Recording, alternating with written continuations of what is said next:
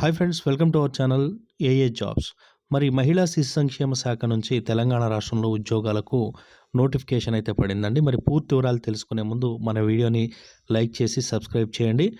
మరి చూసినట్లయితే ఇక్కడ తెలంగాణ ప్రభుత్వం నుంచి మహిళాభివృద్ధి మరియు శిశు సంక్షేమ శాఖ జగిత్యాల నుంచి నోటిఫికేషన్ అయితే రిలీజ్ కావడం జరిగింది.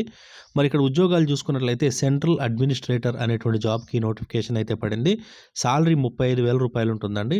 అదేవిధంగా అర్హత చూసుకుంటే మీరు పీజీ చేసి ఉండాలి. మాస్టర్స్ ఇన్ లా కానీ, సోషియాలజీ కానీ, సోషల్ వర్క్, సైకాలజీ ఇట్లా వీటిలో మీరు పీజీ అయితే ఖచ్చితంగా చేసి ఉండాలి. 5 years అనుభవం అయితే ఉండాలని చెప్పి అడుగుతున్నారు.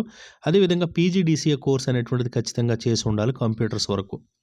ఇక నెక్స్ట్ చూసినట్లయితే కేస్ వర్కర్ అండి. ఈ ఉద్యోగం కూడా మహిళలు మాత్రమే అప్లై చేసుకోవాలి. విద్యార్హత మనకి సోషల్ వర్క్లో కానీ, సోషియాలజీ కానీ, సైకాలజీ కానీ, సోషల్ సైన్సెస్లో కానీ డిగ్రీ చదివి ఉంటే సరిపోతుంది. అనుభవం ఉన్న వాళ్ళకి ప్రాధాన్యత ఉంటుంది, అవసరమైతే లేదు. అదేవిధంగా నెక్స్ట్ చూస్తే సెక్యూరిటీ గార్డ్ 12,500 రూపాయలు ఉద్యోగం, 12,500 రూపాయల సాలరీ అండి.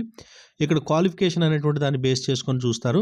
మీ క్వాలిఫికేషన్ ఉంటే మీరైతే అప్లై చేసుకోవచ్చు అనమాట. అంటే అనుభవం అనేటువంటిది ఉండాలి. క్వాలిఫికేషన్ అనేది ఇక్కడ అంటే అకాడమిక్ క్వాలిఫికేషన్ అయితే ఏమీ లేదు. మీరు ఇంతకుముందు సెక్యూరిటీ గార్డ్గా పని చేసినట్లయితే మీరు దీనికి అప్లై చేసుకోవచ్చు. బట్ ఈ ఉద్యోగానికి మహిళలైనా, పురుషులైనా ఇద్దరిలో ఎవరైనా అప్లై చేసుకోవచ్చు.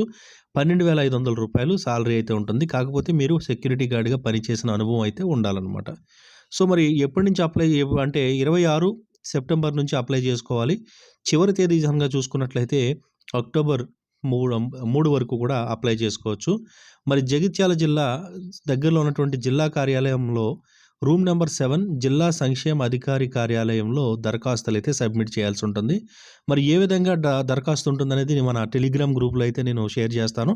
టెలిగ్రామ్ గ్రూప్ నుంచి మీరైతే అది పొందవచ్చు. సో మీరు అప్లికేషన్ ఫామ్ అనేటువంటిది, అదేవిధంగా ఏ రోజు ఏం ఉంటుంది అనేటువంటి క్లియర్ షెడ్యూల్ అయితే ఇచ్చారండి.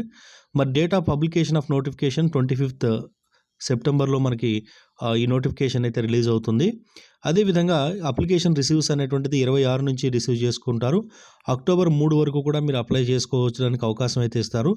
ఒరిజినల్ సర్టిఫికేట్ వెరిఫికేషన్ అనేటువంటిది మీకు అక్టోబర్ 5 వరకు ఉంటుంది. అదేవిధంగా మీకు ఎలిజిబుల్ క్యాండిడేట్స్ అనేటువంటి వాళ్ళని అక్టోబర్ 15న మీకు ఎలిజిబుల్ క్యాండిడేట్స్ని నోటీసులు అయితే పెడతారు.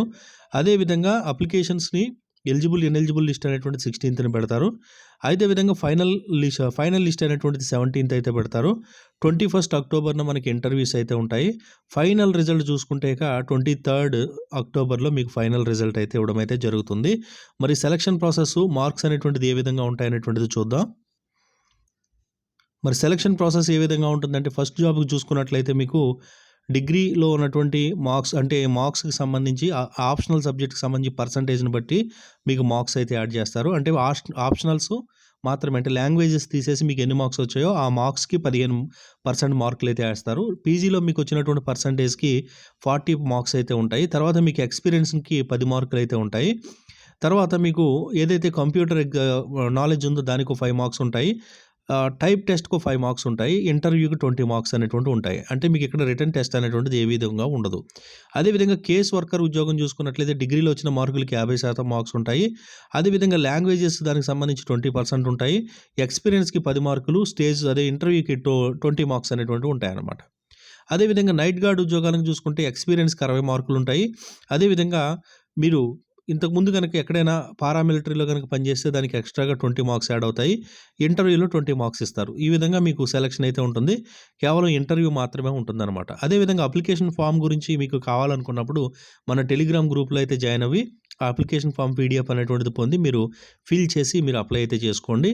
సో మరి ఇట్లాంటి అంటే అవుట్సోర్సింగ్ జాబ్స్ వీటి చేయాలని ఇంట్రెస్ట్ ఉంటే కనుక ఖచ్చితంగా ఉపయోగించుకోండి ఈ అవకాశాన్ని. మన ఛానల్ సబ్స్క్రైబ్ చేసుకోండి ఫర్ జెన్యూన్ జాబ్ అప్డేట్స్.